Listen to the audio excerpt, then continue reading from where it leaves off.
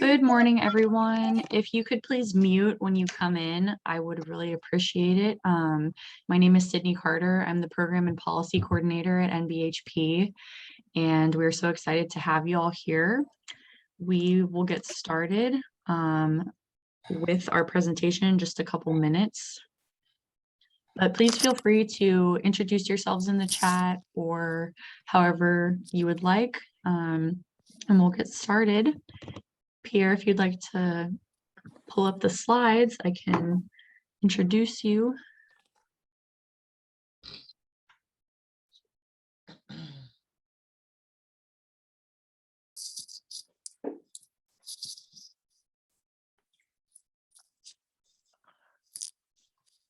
Okay, thank you all so much for joining us today for our October continuing education training. We are the network of behavioral health providers. We are proud to be a United Way funded partner, and this is the high cost of distraction, the effects of social media overuse on youth and children's mental health. And I'm really excited to hear about this topic, and I'm really proud to introduce Pierre Matta, who will be doing our presentation today, and I will hand it over to him. He's an LMFTS at Family Houston, and we're very excited to host him today. Thank you. I'm sorry. The last thing was we do have a survey that will be placed in the chat at the very end for those seeking continuing education credit, 1.5 credit hours. That link will be placed in the chat at the end. So you just need to make sure that you join by 10:15 and stay for the duration of the meeting to be eligible, and then complete that survey by 12 o'clock tomorrow. But that information will go into the chat. And with that, I will hand it over to you now. Thank you. Thank you, Sydney. So yeah, I'm Pierre Matta. I'm with Family Houston. I'm a licensed marriage and family therapist supervisor, and I've actually been practicing 19 years. And I've actually started working at the Pelchin Children's Center and working with children and teenagers.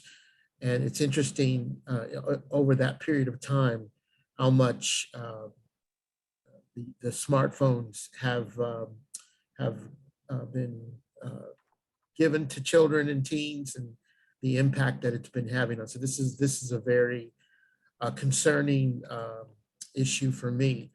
So I kind of wanted to let you guys know kind of what's basically going to happen. We're going to define social media and describe its pervasive use and addictive nature. We're going to explain how social media affects physical health, including neurological and physiological problems in youth and children and youth. Identify the psychological impact of social media, including increased risk for mood and anxiety disorders, and developmental issues and suicidality in children and youth. And then we're going to describe how social media contributes to decreased social skills and family conflict. And then last, we'll identify ways to address the overuse of social media by children and youth. Next, we're going to look at the course objectives. It's hoping you gain a comprehensive understanding of the addictive potential of social media. And some of you already probably have a good understanding, but I want to make sure you have a really comprehensive view of that. Be able to identify specific ways that neurological and psychological functioning in children and youth can be impacted over you. The participants will be able to explain the relationship between social media use by children and youth and mood disorders, developmental issues, and suicidality. Able to identify the link between social media use and diminished social skills and family conflict among children and youth. And then you're going to list 6 ways to prevent or decrease social media overuse by children. Good morning, everyone. I'm trying to put my camera on and it says you cannot speak. Hi, I'm sorry. If anybody who's not speaking could mute, that would be great. Thank you. I am in the Dallas County So area. this is a cartoon that I saw some time ago. And you can see it says most of the new arrivals, this is heaven Most of the new arrivals seem incapable of conversation. They just stare at their hands in despair. So you get the idea of what they're talking about with the smartphones. So I want to start by defining social media, and I want to talk about the rise of social media. And it has been kind of like an astronomical rise that has happened. So let's define social media. These are websites which allow profile creation and visibility of relationships between users. These are also web-based applications which provide functionality for sharing relationships, group, conversation, and profiles. And if you have a Facebook account or an Instagram account, you already kind of got that idea. Social media sites is a set of information technologies which facilitate interactions and networking. And I mean, again, you may not be a Facebook or an Instagram person, but you may have a LinkedIn account, and that is also social media. It refers to web and mobile platforms, which allow us to connect with other people. And you can see Facebook, Twitter, Instagram, Snapchat, or LinkedIn.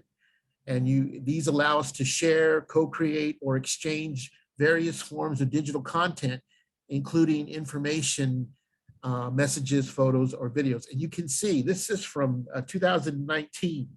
And there's one significant social media app that is not on here. Does anyone want to guess what that app is that's very popular with young people? TikTok. Exactly. That's a huge one. So let's look at the pervasiveness of the use. This is from it's a global digital report, and this is from 2020. You can see in North America, talks about social media users versus population age 13 and plus. And you can see 82% of the population of age 13 and over are on social media. And yes, there are one or two countries that are higher than us, but we are near the top in terms of social media use. And then you have look at how much in just the last 10 years that the increase of the social media users has increased. It was 14, this is in millions, 14.82, and then all the way up to 4.6. So that's like 4 billion, 6,223. So this is exponential.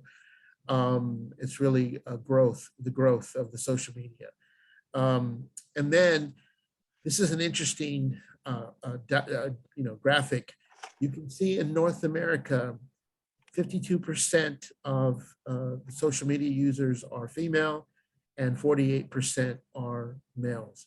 And I'm going to talk about that a little bit later on because there is a different impact in some significant areas between males and females. So if you look at, yes, you had a question, Shalandra? Yes, so it's just divided into the binary of male and female, but what about those people who don't identify as male or female? Yeah, I don't know what the statistics are. I'm assuming it would allow for people to, as in a lot of applications, you can identify or as male or female or non-binary, but that category was not in there. So anyway, so I want to continue. So if you see this, this is really interesting about the changes from 2014 to 2022. Facebook, this is again for US teens. In 2014, 71% used Facebook, and you can see that dropped. So did Twitter and Tumblr. But the ones that increased are really very interesting. It's Snapchat, Instagram, TikTok, and YouTube. these are really, these particular ones are very concerning because of the visual, the pictures, that kind of thing. And we're going to talk about that in a second. But again, you can see the growth of the number, and there's the TikTok that was mentioned as one of the apps. So the pervasiveness of use, more kids and teens are spending more time than ever using their screens and social media, with the number of hours spent online having risen sharply during the pandemic. So you can understand why that would happen. You know, if you go to a restaurant and you see a child, small child, and the child's restless, the parent will give, you know, the kid the phone or whatever. Well, I can imagine parents may have allowed their children to spend more time, their children and their teens, spend more time on social media than they might normally, because you can't go anywhere, you can't do anything. So that may explain some of the increase. There's a survey that was published by Common Sense Media, said overall screen use among teens and tweens increased by 17% from 2019 to 2021, and growing more rapidly than in the 4 years prior. And tweens, it was 5 hours and 33 minutes from 4 hours, 44 minutes, and 8 hours and 39 minutes from 7 hours for teens 13 to 18. So you can see the increase in just a short amount of time, and it is a significant. So I want to talk about briefly the addictive nature of social media. So this is from a site, it's called the Addiction Center, and it talks about the effect that social media has on the brain. And it's addictive physically and psychologically. And this is interesting. It says self-disclosure on social networking sites lights up the same part of the brain that also ignites when taking an addictive substance. And then the chemical messenger affects decisions and sensations. And this is interesting. The neurons in the principal dopamine producing areas in the brain are activated and dopamine levels rise. And of course, this is that reward where there's a positive reinforcement. When an individual gets a notification, maybe maybe you get excited. You and I get excited when we get a notification that someone likes our post or they comment or whatever. Well, this says the brain receives a rush of dopamine and sends it along reward pathways, causing the individual to feel pleasure. And of course, social media is going to provide an endless amount of immediate rewards in the form of attention from others for relatively minimal effort. And this is really, really interesting. It says the brain rewires itself, making people desire likes, retweets, and emoticon reactions. And we are aware that, you know, that from studying other addictive behaviors, that neural pathways are formed, which make it very, very hard to break an addiction. And so the question I have here is, what topic do you think makes the reward centers of the brain most active?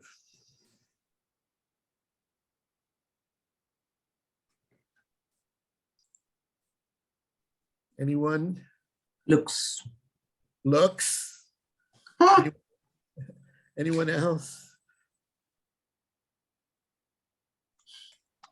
I'm going to go ahead. The reward centers of the brains are most active when people are talking about themselves. So if you're posting pictures or you're sharing what's going on with you, the reward centers are really going to light up. Okay. Now I want to talk about the physical impact of social media. And you wouldn't think, I mean, what do you mean the physical impact? There is a physical impact of social media. And so we start with the neurological. This says the constant ability to access social media through our smartphones means our brains are exposed to high volumes of stimulation and our neurons are firing all day long, which creates changes in the neurological architecture of our brain. And this is from How Social Media Affects Your Brain. It's called New Line Health.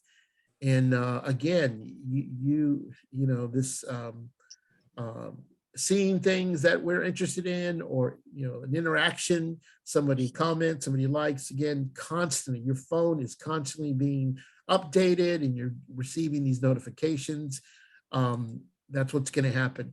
They've done research, and what they've shown is that the regular social media use is changing our brain, and talks about the structure, the function, and the cognitive development in 3 key areas: attention capacity, memory and information processing, social and emotional response.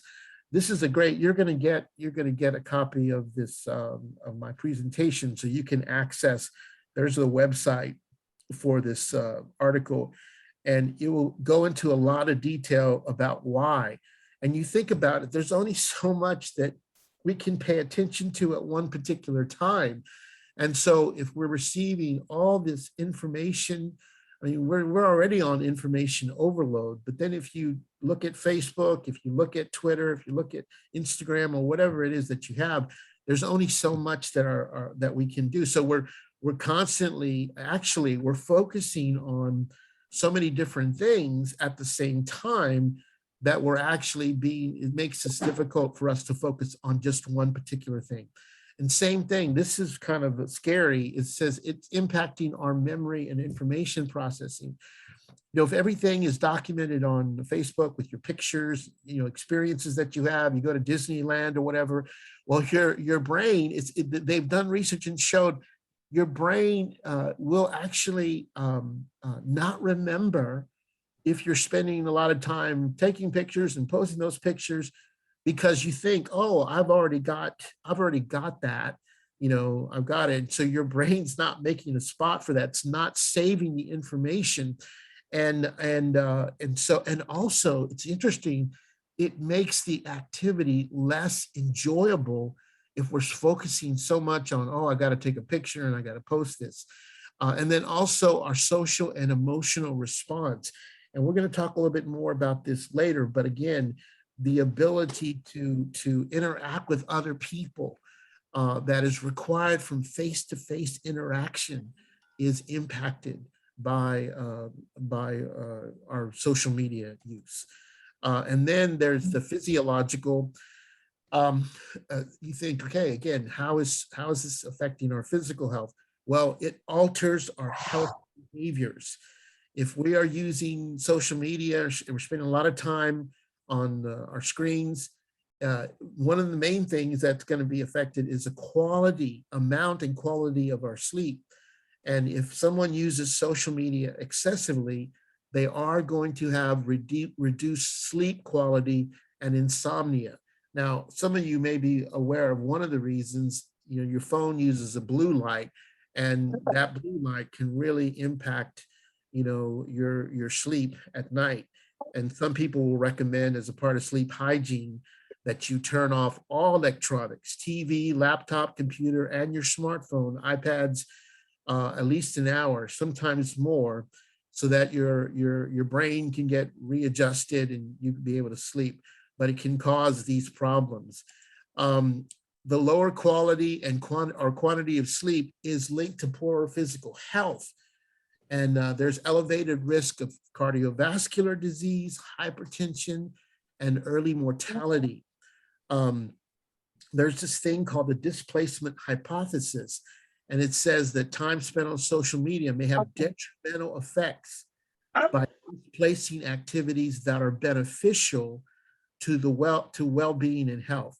So example, if you're spending a lot of time on social media, you might not be sleeping, you might not be exercising, and you might not be spending time interacting with other people face to face. And you think about this is going to obviously affect adults, but you think about children and teens who are in the midst of growing and developing physically, psychologically, emotionally, and socially. This is very detrimental. And of course, it is affecting their health. So this thing about hyperconnectivity, it can increase our stress. And you think about it's this need to check or respond to social media posts constantly can lead to communication overload and higher levels of stress. And so, I mean, even if take texting for an example, if your phone is going off texting, that's obviously annoying and stressful. But the same thing, if you're so focused on social media, which children and teen have that vulnerability, then of course they're going to be more stressed out.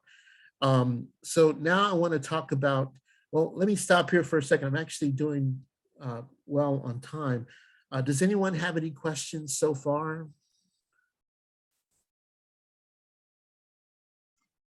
Any questions from anyone? Comments?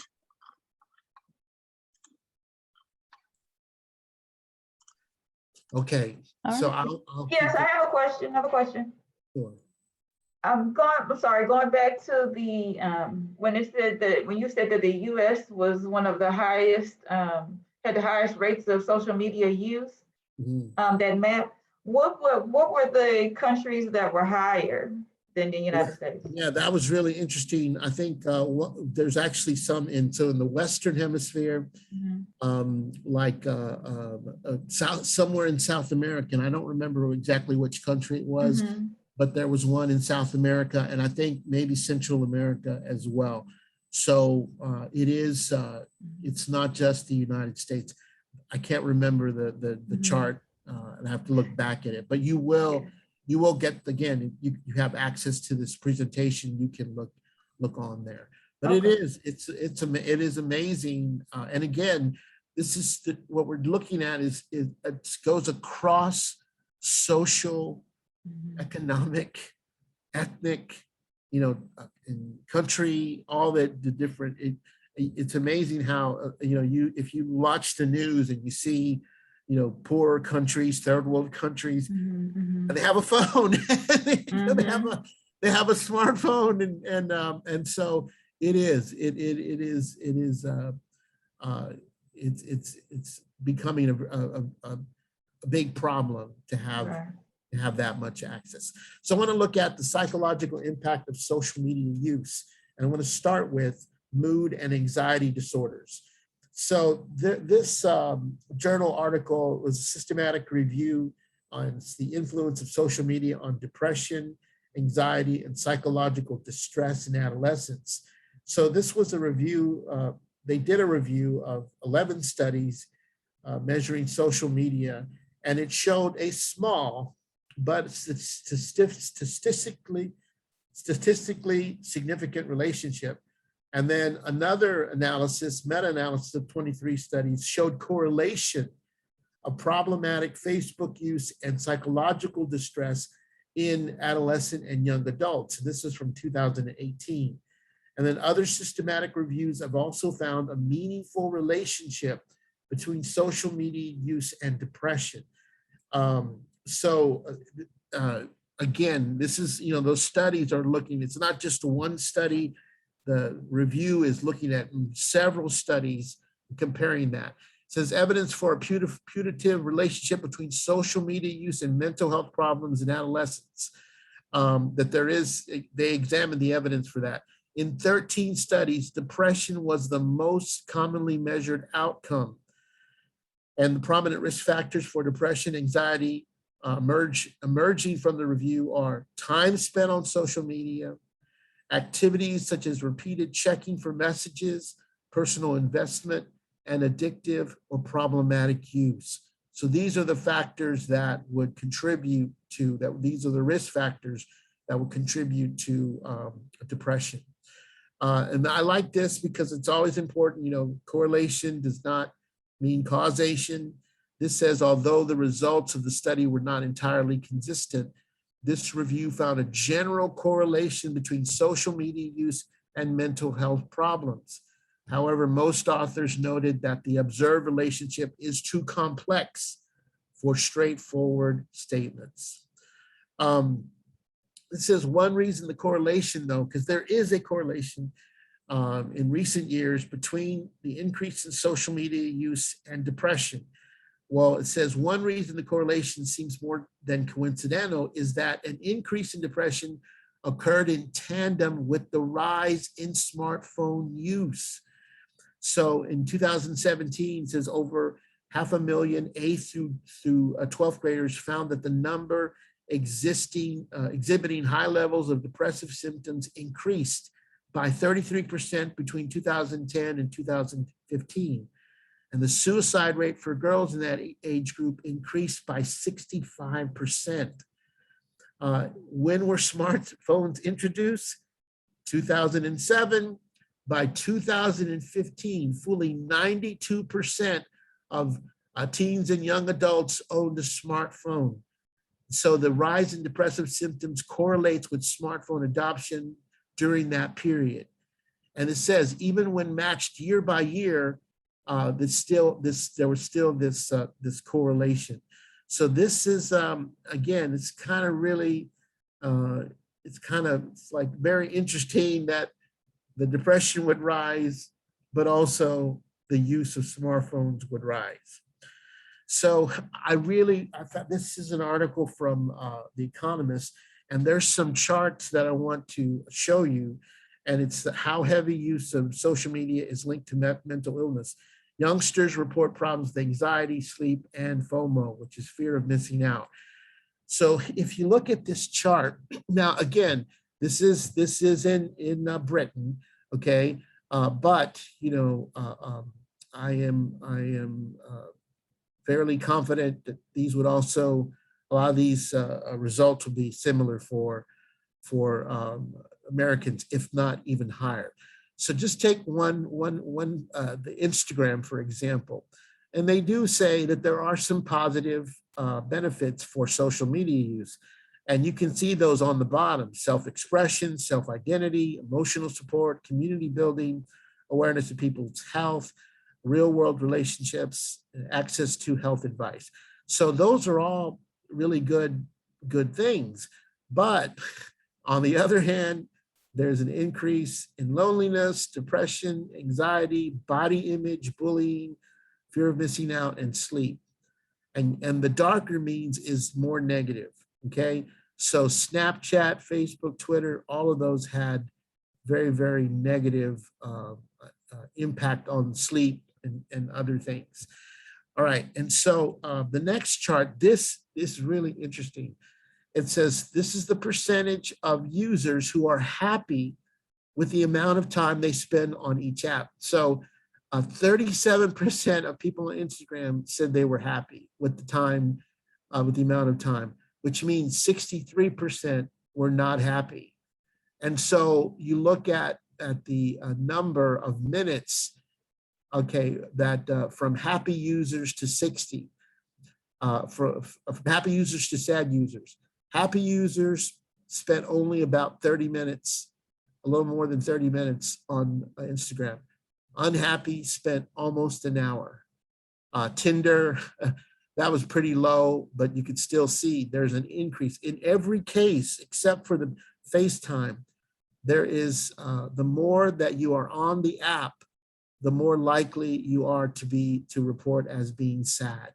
And of course, it has Facebook, Reddit, chat, Snapchat, YouTube, all these different. This is really very, very interesting in terms of like showing how the increase, the more that you use something, the more likely it is to make you sad.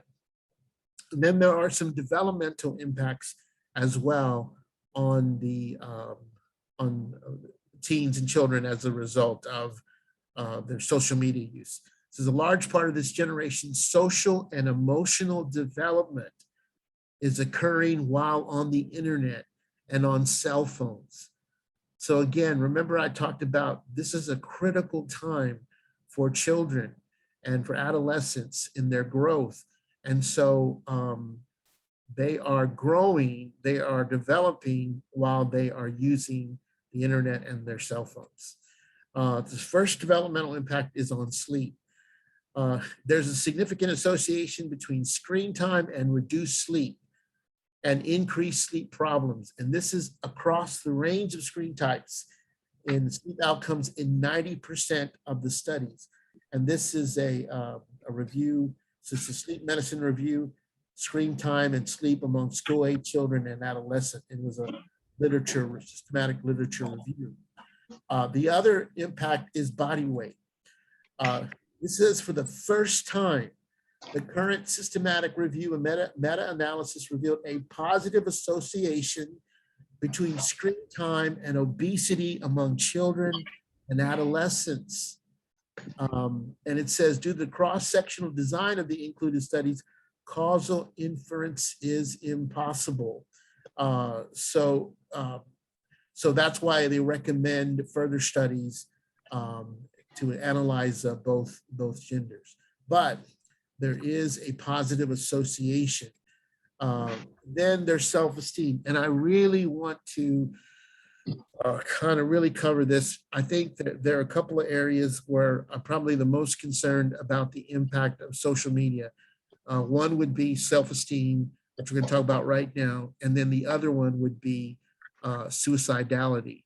I am checking the chat to see if there are any questions. Okay, so let's go forward with the self-esteem. First of all, it is dependent on the types of social media engagement. It says social media users are extensively exposed to photographs displaying idealized self-presentations. I mean, even you and I, if we post a picture and there's a comedian who jokes around and says his wife makes him take a picture, but she wants to check the picture before he posts it because she wants to make sure it looks good, you know, and she said, no, don't put that one, don't put that one. And so we put our idealized self-representations. This poses a potential threat to youth appearance, self-esteem, but the negative impact may depend upon the types of social media engagement. This is interesting. It says youth who actively post updates, self-oriented social media use may position themselves to receive positive feedback and appearance confirmation and thus show enhanced self-esteem. So remember what it was saying about in that other chart, that some of the benefits were an increase in self-esteem. If you post a picture of yourself and you get a lot of likes and positive feedback, obviously that's can get confirmed and your self-esteem will be enhanced. Okay, but it says, whereas youth who mostly view and respond to others' posts, other social media use, are exposed to these idealized presentations while not receiving positive feedback on their own appearance, which may result in reduced self-esteem. So if somebody's posting, they're looking at posts and see beautiful people or pretty people or whatever, friends or celebrities, and then they post pictures of themselves and they don't get that feedback, it can reduce their self-esteem. This is from impact. It's the impact of social media use on appearance, self-esteem from childhood to adolescence. Self-oriented media use may boost appearance, self-esteem, which we just talked about. And for two reasons, on-life self-presentations are often the best versions of oneself. And when youth express these idealized versions, it may become integrated in the way they view themselves. And again, I don't think that's necessarily a bad thing. In fact, I think a lot of our self-esteem is because we are loved, we are accepted, we're, by our parents, by our friends, and that can be a positive thing. But we're being presented we're presenting the best versions of ourselves. Says when adolescents post their own content, the vast majority receive positive feedback, with negative feedback being rare. Now, this is all the way from 2006. On the other hand, youth who often engage in other-oriented social media behavior will frequently be viewing and evaluating others' ideal self-representation, which leads to, of course, comparison. And it says this what the next slide says. This may lead to engage in upward comparisons, which can negatively impact self-esteem. A recent review provides initial support for the above line of reasoning. Using social media sites for self-presentation, which is self-oriented use, I'm posting, I'm talking about me, is positively associated with self-esteem, whereas decrease in self-esteem are seen when social media is used for comparison. And that obviously is concerning. Additional support stems from experimental research showing that browsing others' profiles negatively impacts self-esteem, whereas browsing one's own profile does not. Now, you might even notice this in yourself. If you have a friend and they're posting, these vacations, or they're posting their family and everybody's smiling for the camera, that might impact your perception of yourself. If you don't have those happy pictures, if you don't have those trips, whatever. And so if that can impact us as adults, can you imagine what it is doing to children and teens whose self-esteem is very fragile and is developing, okay? Gender differences in social media use. It says other-oriented social media use predicted decreased appearance self-esteem among girls only. Notably, girls use photo-based social media platforms more often than boys. Now, again, this is from 2015. It says women are more likely than men to use social media for comparing themselves to others. And social comparison has a stronger negative effect on females than males' body image.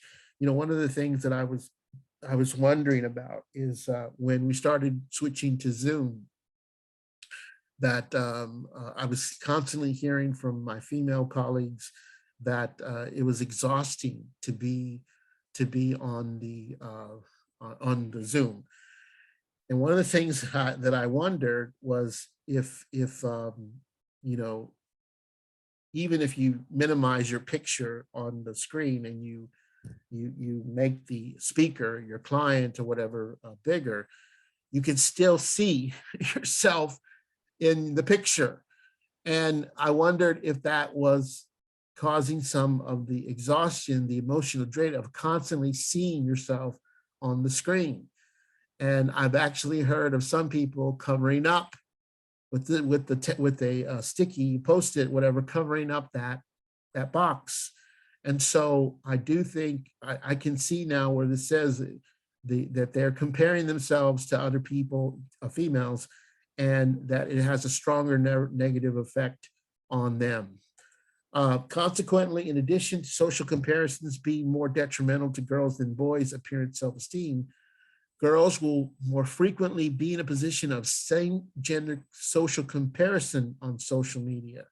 The notion that girls are particularly vulnerable to the detrimental effect of social comparisons on social media is further supported by studies suggesting that passive social media use is more strongly associated with depressive symptoms in adolescent girls compared to boys.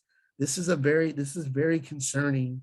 And if you remember, it said that the risk of suicide was higher for girls than it was, not that it wasn't for boys, but that it was higher for girls. And I wonder if there's a connection to this.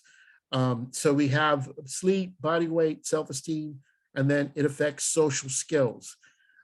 This is from a psychologist who wrote something called The Big Disconnect, Catherine Steiner Adair.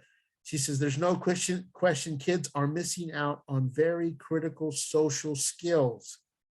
In a way, texting and online communicating is not like it creates a nonverbal learning disability, but It puts everybody in a nonverbal disabled context where body language, facial expression, and even the smallest kind of vocal reactions are rendered invisible. And if you ever had a text conversation with your partner, your spouse, your child, a friend, a family member, you know how frustrating it can be and how conflict can arise from the text messaging. Well, this is, again, at a very critical stage in their development. They are engaging in the nonverbal. They don't have to read the body language. They don't have to look at the facial expression. And even the smallest kind of vocal reactions, it says, are invisible. So there is a big impact on, I'm looking at this question. Yes, there was that question in the chat. Have you come across much research on how filters impact self-esteem? I'm wondering about feeling worse with your real image after looking at filters. Yeah, I have not seen, I've not seen that, but just the very creation of those filters would seem to me to indicate that there is this constant, this desire to present an idealized version of ourselves. Okay, and then you may think, oh, people think I got this filter on, but you know that you're using a filter, and that I got to think that that's on people's minds, and that, like, again, they don't really know what I look like. So that is, it is a problem. And again, it's that this comparing of ourselves, of looking at someone, and obviously if someone gets 100 likes, they post a picture of themselves, boy or girl, whatever, then they're going to be, obviously that's going to make them feel good, but it might make other people, I won't say feel bad. That's not the goal. That wasn't the person's goal to post that picture, but by looking at that and thinking, oh, I'm ugly, or I'm not attractive like that, would negatively impact their self-esteem. So then the next concern is suicidality. And again, this is the other area I really wanted to focus on, because it's very concerning. So this says, after declining or staying stable for several decades, depressive symptoms, suicide-related outcomes, and suicide deaths became more prevalent among American adolescents between 2010 and 2015.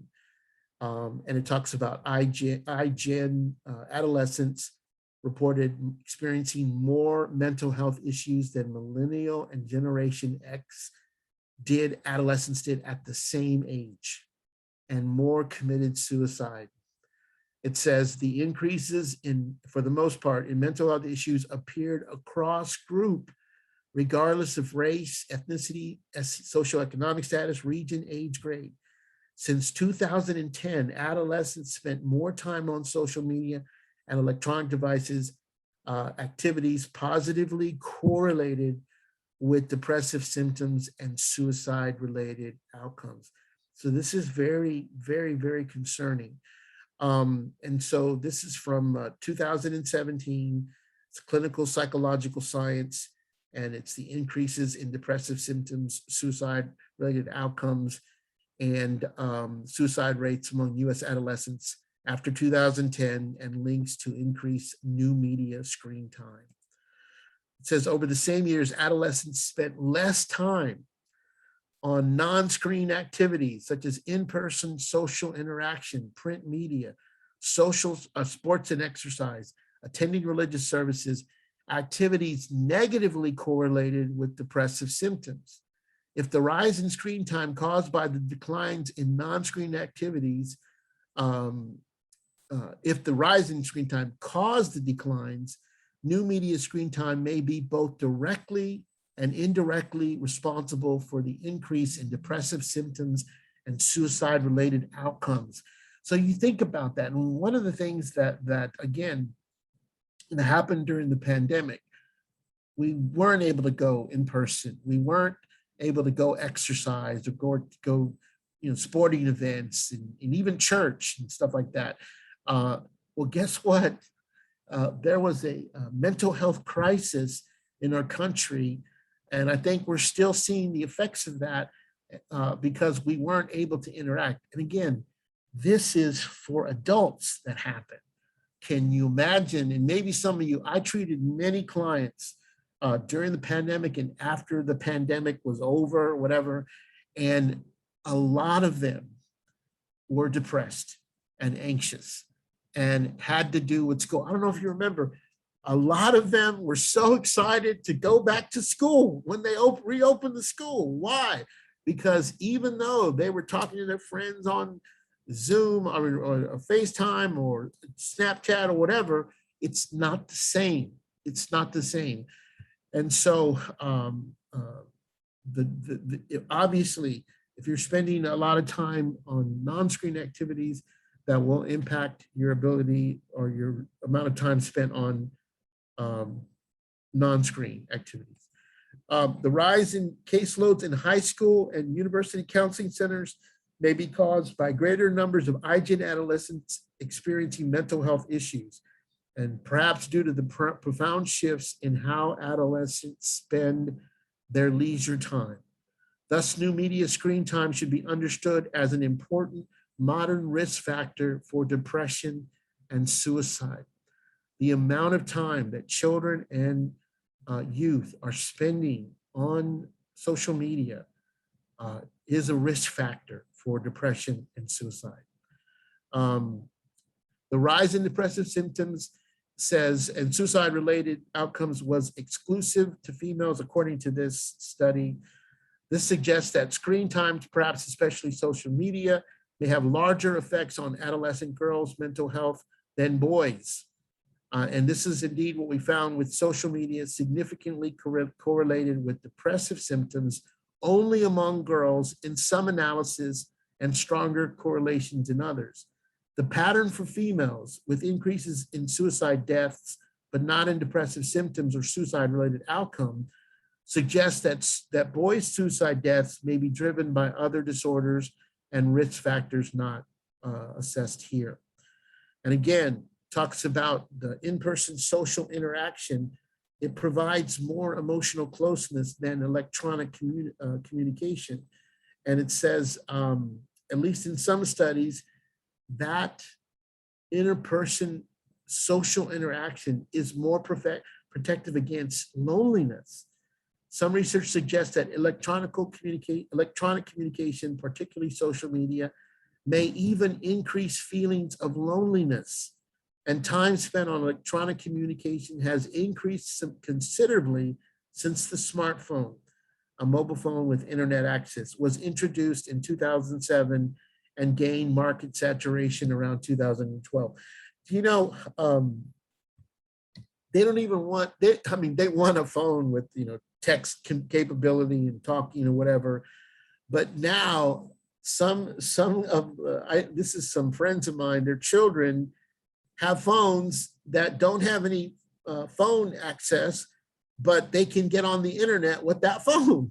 And this just happened recently. I had dinner with some friends, and the daughter of one of my friends said she lost her phone, and she was so mad. She says, "That's my life." she said, "That's my life."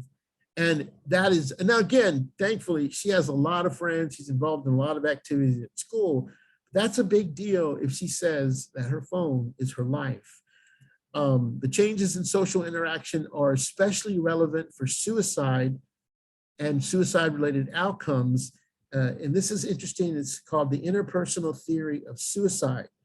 And what this theory proposes is that the desire for suicide results from the combination of two interpersonal risk factors: thwarted belongingness, social disconnection, alienation, loneliness, and perceived burdensomeness, feeling as though one is a burden on others.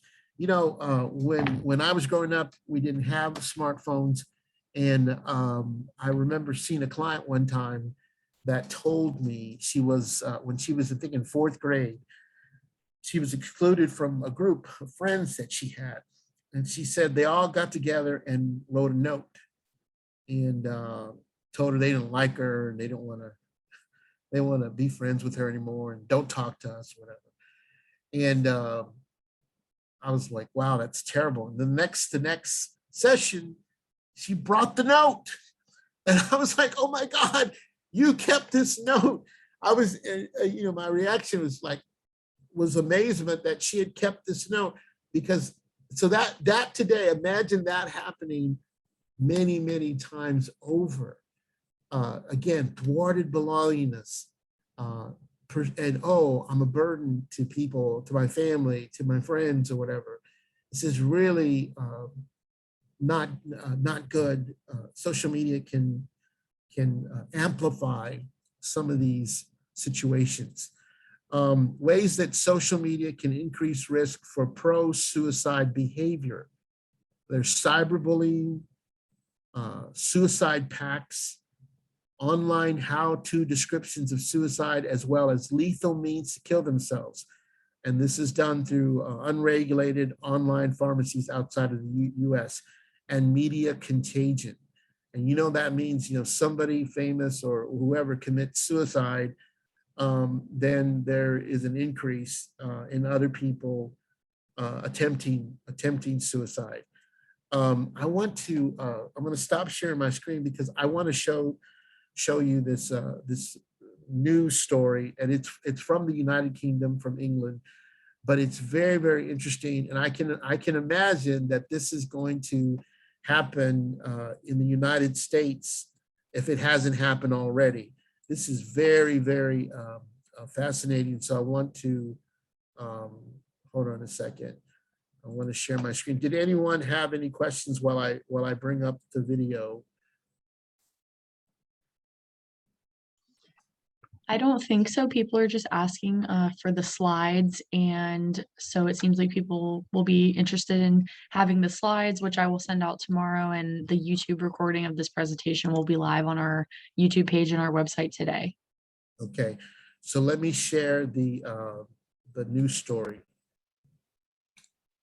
Welcome back. We've had some breaking news in the last few moments, which is that we've had a verdict from the coroner in the case of the death of the teenager Molly Russell. We can go live now to our correspondent, Katie Spencer, who is at North London Coroner's Court. Katie.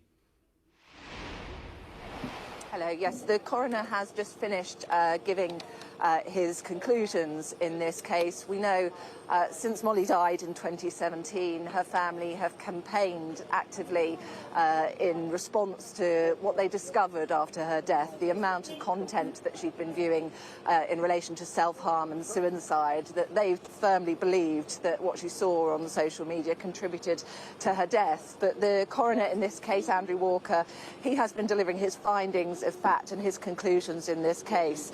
And the conclusion he's come to is that we know Molly was suffering from a depressive illness. The sites that she was viewing were not safe. She had access to images and text relating to self-harm and suicide. And what he believes is the algorithms, and he heard in the last week from expert testimony saying that these algorithms certainly were feeding Molly without her requesting it, very, very negative images of self-harm and suicide. And she was having these binge periods where she would be looking online at these images, and that was certainly having a real negative effect on her mental health. It was romanticizing the idea of her taking her own life. Some of it was encouraging her to isolate herself away. What the coroner, Andrew Walker, said is there was no counterbalance of normality here, and he believes that that likely contributed to her death in a more than minimal way, is what he said in court. He said, bear in mind the fact that these sites essentially normalised her condition, what she was going through, this depressive state.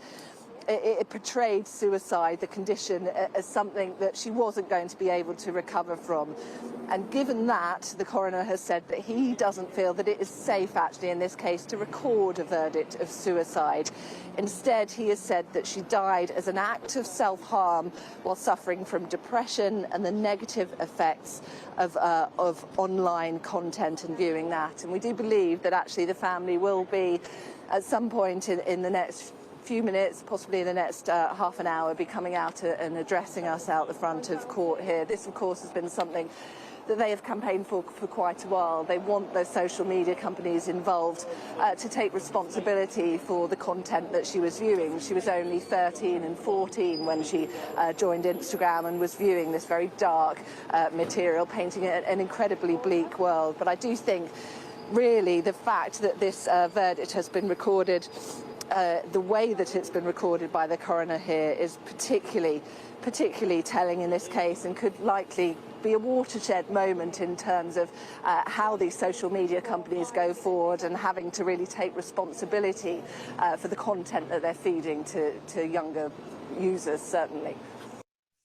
So again, I have not heard of anything like that happening.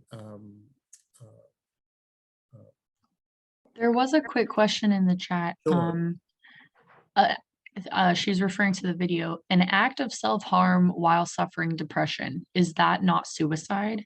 So the coroner was saying, is that No. that again, that number one, they weren't saying that she That's wasn't not true. depressed, but they were saying that the social media contributed to her death. So I mean, obviously she took her own life. You know, there was no social media company that came and, you know, took her life, but it was heavily influenced. I think there was a case here. It's on a YouTube, not a YouTube, Hulu, called "The Girl from Plainville," and you may be familiar with that case. That she told her boyfriend, she constantly was texting her boyfriend to kill himself, and she was found. I think she was found liable by contributing to his death. So even though he did commit suicide, she had to bear some responsibility. So that's what this case is. And again, I gotta imagine probably somewhere, I didn't actively look for such a court, you know, case here in the United States, but I gotta imagine, you know, that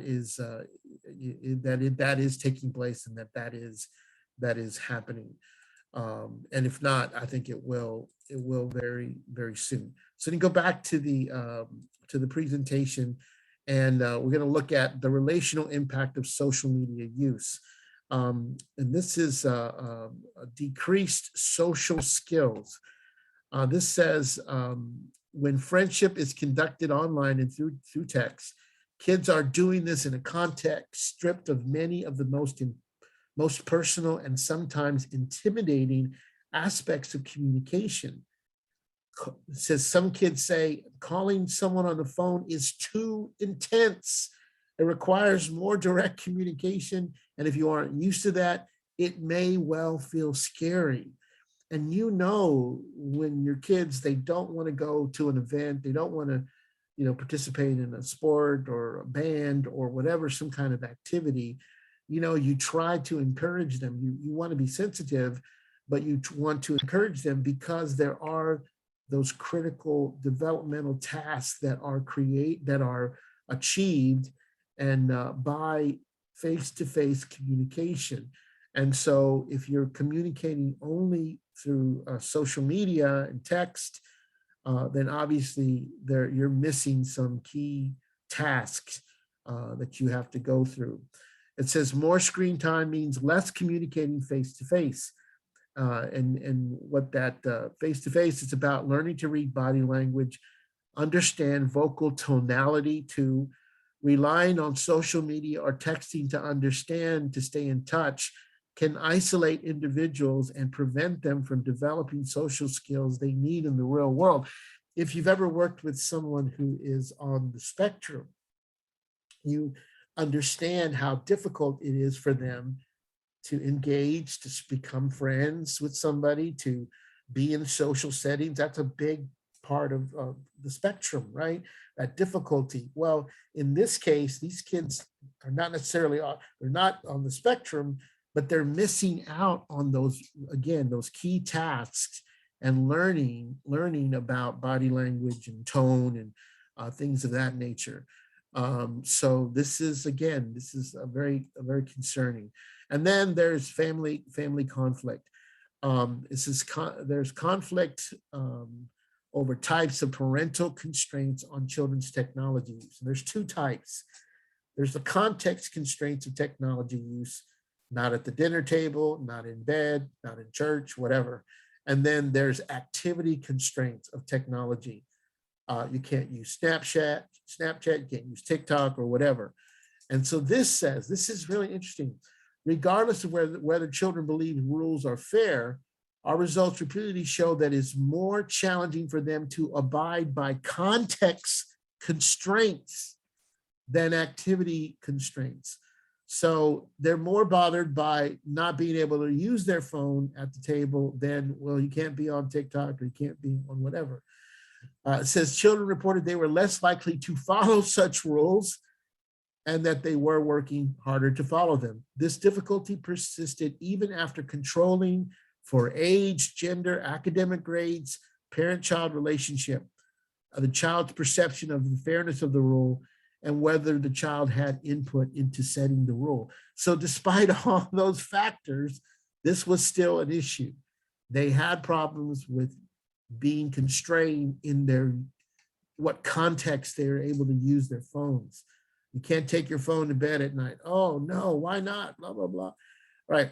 Adults agreed. They reported that they expend more effort enforcing context constraints than activity constraints, and that children are less likely to comply with such rules. When discussing context constraints, parents were more likely to say that their greatest challenge was that their child just cannot seem to disconnect, and they were less likely to report having no enforcement challenges at all. So this causes conflict. And when parents tell their children no, and there's this part of where especially like during the pandemic, I can understand this is very important for them. Their friends, are very increasing in importance to them. Their relationships are important to them during this time. It's very critical for them, and so that social interaction is important. But there is, again, as we've just seen, all these different reasons why there needs to be some constraint on the social media use, but it causes conflicts between parents and their children. These results suggest that not only is the context in which technology used a concern, that now accounts for roughly half of all family technology rules.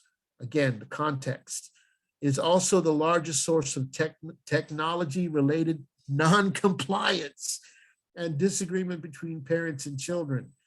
Though parents reported no difference in children's awareness of families' expectations of context constraints as compared to activity constraints, the inability to unplug makes this type of rule particularly challenging for children and a source of tension for families.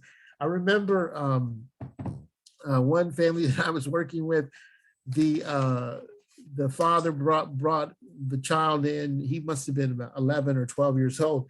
And one of the reasons he brought him in was because he was using the phone when he wasn't supposed to.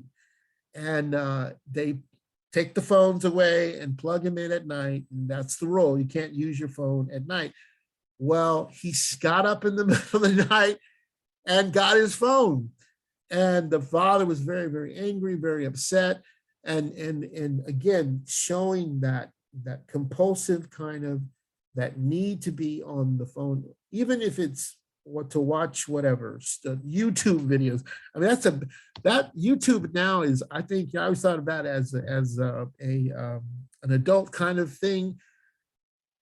Children and teens are using YouTube, and I don't know if you saw that one chart where was like the highest one that is used for children and teenagers. And again, this an inability to unplug causes a lot of conflict. There's a video that was, I think it's The Social Dilemma, that was on Netflix. And I don't know if you saw the show. The parents put the phones in this time concealed box, and the teenager, one of the teenagers was really angry And towards the end of this one particular scene, she took a hammer or something and broke the box so that she could get the phone. Now, again, this is a simulation or whatever, but that kind of shows the difficulty that young people and children are having with disconnecting from their phones, and then the conflict that it's causing between parents and children. So how do we address this overuse of social media?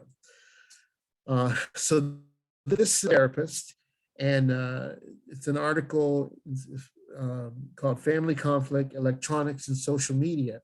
It says, and you can relate to this lady, she says, I'm often looked to as a guru about what is appropriate.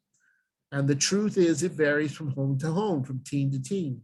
However, there are some common strategies that can be utilized, just adjusted to fit each unique individual or family. Here are some tips for parents on how to manage their teens' electronic and social media use in a balanced way that is fair for both parties. Number one, create a schedule which includes restrictions, especially around meal times and bedtimes. Pay attention to your child's response during and following electronic and social media use. I was referring to that show, and it's a true story called The Girl from Plainfield, and it's about the girl who texted her boyfriend and told him to commit suicide. So his parents didn't know that he was suicidal. And I'm not saying, that to blame the parents or anything. I'm saying that's, to me, is why it's so important for parents to pay attention. It says child's response during and following electronic and social media use. I would say also how they react when they cannot get on their phone. Now that's my ad. This is her idea, but I would add to that when they cannot be on their phone. Be a role model. And this is one of the things, I don't think I put it on here, but one of the frustrating things for children and teenagers is when their parents say, you can't be on your phone, but they are constantly on their phone. And so was it do as I say, not as I do? That does not work. And so we need to encourage parents to make this something that is a rule for the whole family, not just for the teenagers and the children. Suggest and plan other activities to create balance. And again, of course, there's going to be resistance to that, but it is important. And one thing that I encourage parents is to plan an activity or let the children and teenagers plan the activity. They're more likely to be excited about it if they are allowed to select the activity the family is going to do. And then last, follow through with these recommendations and with the restrictions that you have agreed upon. And that's parenting 101, as we know. So parenting tips, if a parent thinks their children, their teens might be a social media addict, make sure that teens have a daily schedule. Get teens cell phones when they charge them at night. Set a time limit on their usage of digital devices, and ask kids to give their cell phone password. And then set parental control on teens' digital devices. Now, again, I think the lady was saying that this different rules for different families. I definitely think that you want to be sensitive to the children and to the teens, the parents, their perspective. But I do think that in general, these are some good tips to help. And here's the thing, is that if it is hard for either the parent or the teenager to abide by these different guidelines, then that is an indication, in my opinion, they probably need some professional help. And so that would be very, very, very important. It says there are research findings emphasizing that conflicts in family relations are related to social media addiction. And you think about it, any kind of addiction is going to cause family conflict, alcohol, drugs, pornography, whatever it is.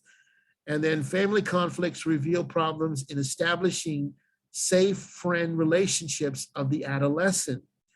It is stated that adolescents who have problems with friend relationships tended towards social media. So if they're not able to establish friendships and find good friends and safe friends, then yes, they're going to gravitate towards social media. And so that's the last one, and that's the last slide. What I wanted to say about this particular thing is that, you know, since I'm a marriage and family therapist, and if a child or a teenager is having is overusing social media, you know, obviously we want to, sometimes people they get addicted to, I'm going to stop sharing. They get addicted to different activities, gambling, smoking, drinking, whatever it might be. And that's understandable. The problem, lost my train of thought. The problem is it may be more than just, oh, they got stuck in a bad cycle, they liked it, and it's very positive. We studied about the reinforcement, and it's just a natural kind of thing that happened. Well, maybe, and then maybe not. You know, I would ask about, is there a history of substance abuse in your family, you know, on both sides of the family? Because if there is that, alcohol, whatever, if the parents grew up in an alcoholic system, then their system is an alcoholic system, even if they don't have any active alcoholism in their family. You can be addicted to work, you can be addicted to spending money, whatever, right? Well, then the children, if the children are having addiction issues, and again, social media addiction it's not an official diagnosis, but in my mind, you know, at Family Houston, we have this questionnaire that we ask people to measure their substance abuse. We ask them, you know, have you tried to stop? You know, have you felt guilty? Have people complain about your drug and alcohol use? You know, and you start answering these questions. Oh man, I think I might have a problem. You could ask those same questions about social media. And if they're answering, yes, I wanted to quit, I tried to quit, I can't quit, my parents are giving me, my friends are on me all the time, blah, blah, blah, then that may be an indication that they actually do have a problem with that. So again, but you want to explore what is happening in the family. You know, I worked with a teenager who was spending an inordinate amount of time on social media, and there was a history of family violence. There's a history of sexual abuse, and you know, a history of severe family conflict. Well, guess what? Now this child is having problems. You know, it's like she doesn't do drugs, doesn't do alcohol, you know, none of the other addictive kinds of behaviors, but she had problems with the social media. And speaking of that, it reminded me of the safety. The reason why it's important to,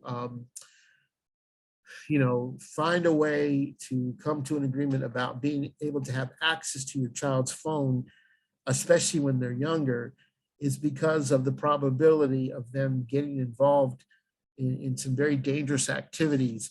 I have not a client, but a child of a client that she's in the custody of her grandparents, who was sending nude pictures to older men that she had met on some application.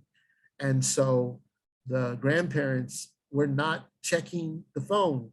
And it wasn't until, I guess, maybe they happened to check it accidentally or something, they found those pictures. and they had to go to the police and they had to go to, but they have no idea how long she was involved in that. So there are a lot of, we talked about the dangers, but there are some dangers that even someone who might not use it as much might get involved with, that would be very, very, very dangerous. And so I think monitoring that, being able to monitor that would be very important for parents. Does anyone have any questions? Or even comments, like Cindy was saying, if you have a comment, please feel free to comment.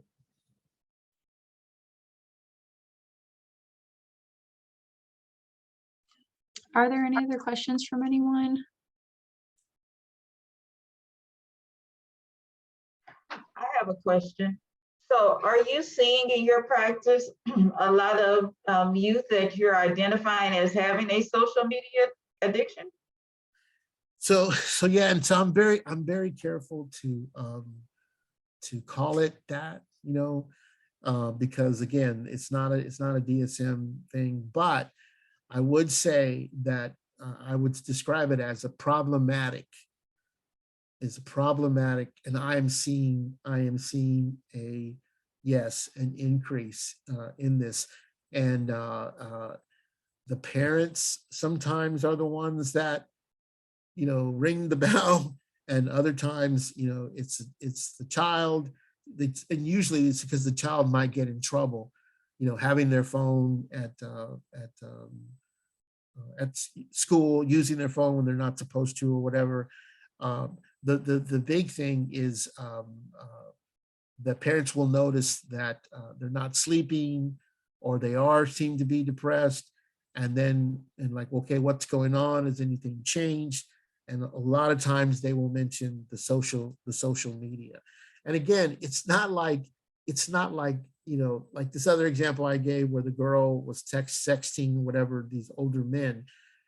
The social media, you usually are connected to people that are like you, that go to school with you, that, and so it's so you are within your social environment, but it's on the media. And people are really take a look. If you have a Twitter, I have a Twitter account. I don't spend a lot of time on there, but take a look at Twitter and you'll just be like stunned by what people are saying to each other, and just horrible things. And again, their prefrontal cortex, children, youth, has not fully developed. So they will say, all kinds of terrible, terrible things about each other. And so, and now they can do it from the safety of, of the phone, the texting, whatever, the site.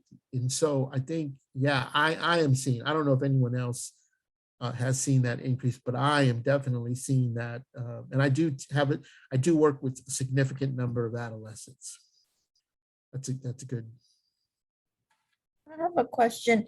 I have, as a parent myself and as a counselor, I find it very difficult to give orientation to parents on how to monitor the sites once they allow their teens to be on these sites, because it's very complicated.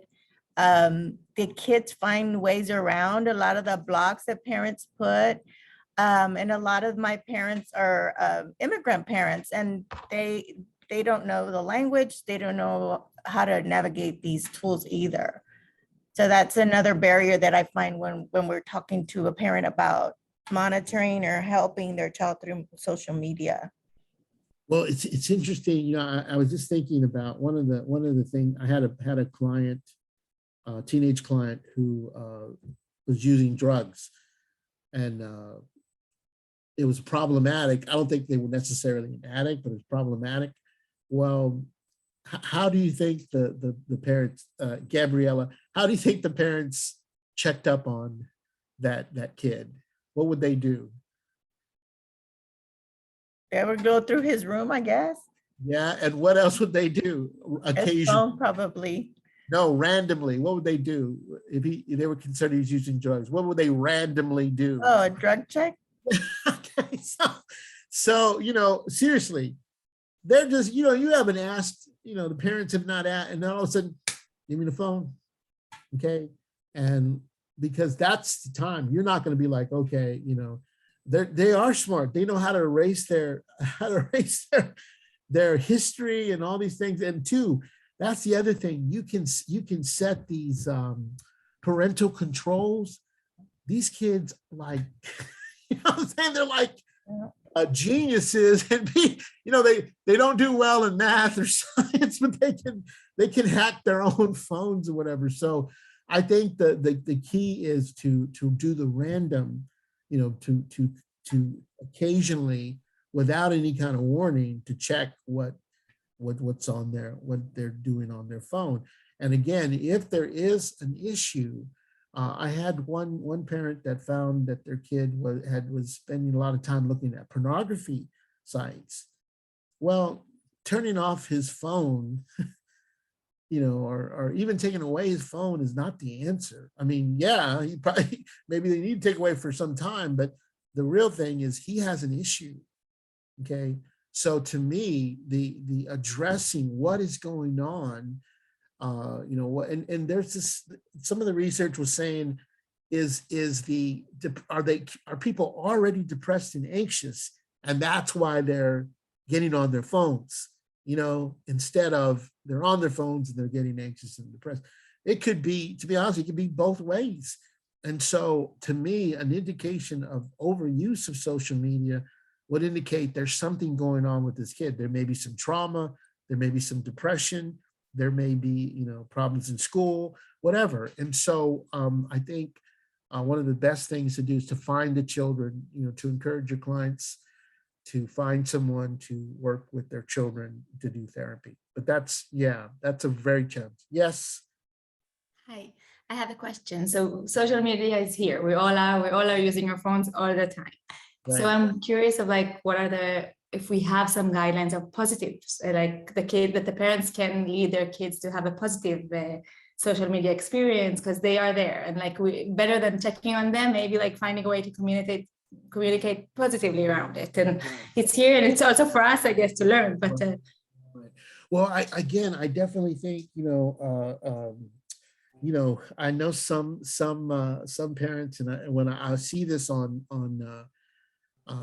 my own Facebook, right? I see them with the Facebook, you know, I'm like, what? They let their kid, you know, he's like 11 or 12 or something. Like, why are they letting? But then they're friends with them, so they're showing them how to use it, you know, in a positive way. And so, you know, as with anything, you know, driving or whatever, you definitely want to model, right? And you would give a tip, you know, like checking and having a conversation, like, well, what kind of sites that you're looking on, you know, when your children are listening to music, this is any type of media, right? Listening to music, watching a movie, whatever it is, asking them about it. Well, what are you watching? What do you like about it? What do you find interesting? I was actually a little bit scared. Another friend of mine, she's 14 or 15 years old, and she told me that she was watching that show Dahmer.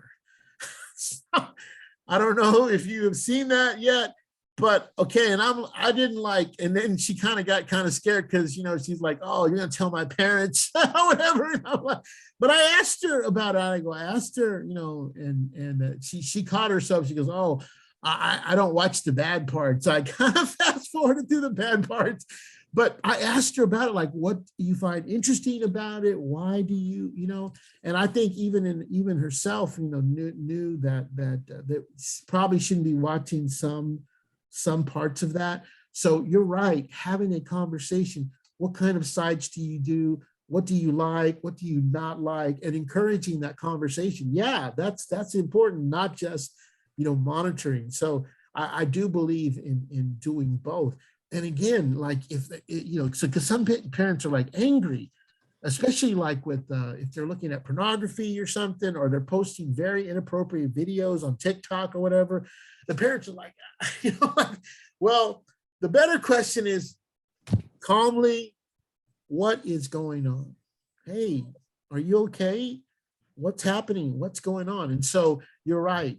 I think it's important to maintain that relationship with your children where you can have conversations about whatever, sex, drugs, definitely with social media. And for that, I'm sorry, I'm just thinking, do we have any resources of, I don't know, forums for adults, for the parents, that we can lead them to consult around that a little bit? I don't know if you know. No, so a couple of those articles on there were from, you can access, when you get the presentation, you can access those forms.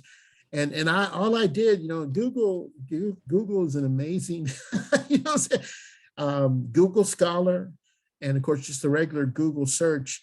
I just typed in parenting tips for teens who overuse social media.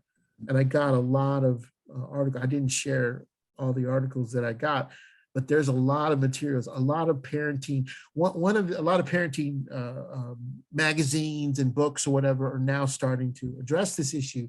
But one of the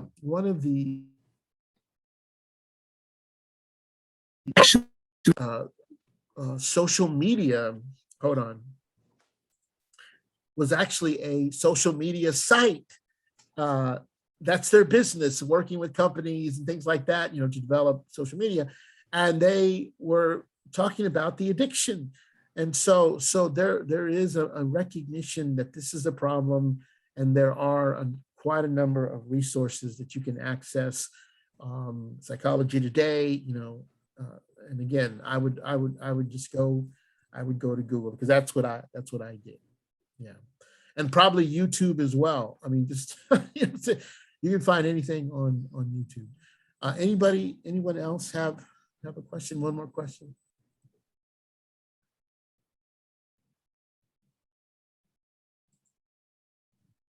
Any other questions? All right. Okay, well, if not, thank you so much, Pierre. I learned a lot, and I think a lot of us did. And I will, as promised, put this survey link in the chat. So I'll let some of the thank you notes come in first. But this survey link will be what you need to complete by 12 o'clock tomorrow. If you are a licensed social worker, licensed professional counselor, or licensed marriage and family therapist, you can receive 1.5 hours of continuing education credit through NBHP. So I will put the link now. Please complete that survey again by 12 o'clock tomorrow, and I'll send another email in the morning to remind y'all. But thank you so much. This has been really great, and the recording will be live on our YouTube today, our website today, and the slides will go out tomorrow. There's lots and lots of thank yous and great presentations coming in, so that is so kind. And I put the link again for the survey, so hopefully you all have gotten access to that. But with that, thank you so much, and please feel free to leave. I'll stay on for a couple minutes, but thank you all so much.